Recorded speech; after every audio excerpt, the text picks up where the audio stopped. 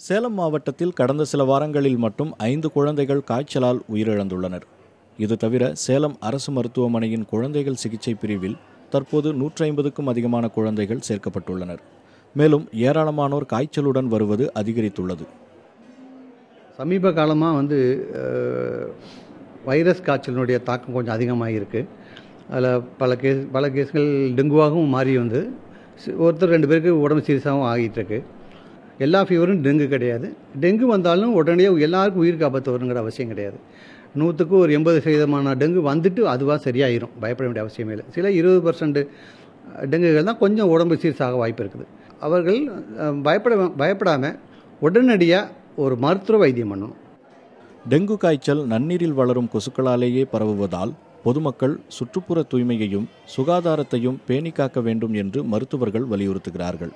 எனினும் காய்ச்சலின் பரவல் அதிகரித்த வண்ணமே இருக்கிறது. நைட்டு போய் இன்ஜெக்ஷன் போட்டோமா, மறுபடியும் காலையில் வரைக்கும் மறுபடியும் காலையில் மறுபடியும் ஸ்டார்ட் ஆகுது. ஸோ மறுபடியும் ஊசி போட்டோமா நைட்டு வரைக்கும் மறுபடியும் நைட்டு போயிடும். 2 நாளாக இதான் நடந்தது. இது 3 நாளில் ஜிஹெச் வந்துருக்குறேங்க. ஒரு டானிக் வீட்டில் இருக்கிற டானிக் மட்டும் கொடுத்து படுக்க வச்சோம். மறுநாள்லாம் ரொம்ப பிள்ளைக்கு முடியல. உடனடியே சரின்னு பக்கத்தில் இருக்கிறவங்க நாங்களும் சொந்த ஆஸ்பத்திரி பார்த்தோம். சொந்த ஆஸ்பத்திரியில் ஒன்றும் இதாகல. மறுபடியும் உடனடியே இங்கே வந்து ஜிஹெச் தான் நம்மளுக்கு எதாக இருந்தாலும் பார்க்க முடியும் அப்படின்னு இங்கே வந்து பார்த்த அப்புறம் தான் நல்லா இருக்குது. ஒரு வாரம் இந்த மருத்துவமனையை பொறுத்தவரையில் நாமக்கல், விழுப்புரம், ஈரோடு உள்ளிட்ட 7 மாவட்டங்களிலிருந்தும் மேல் சிகிச்சைக்கு குழந்தைகள் அனுப்பி வைக்கப்படுகிறார்கள்.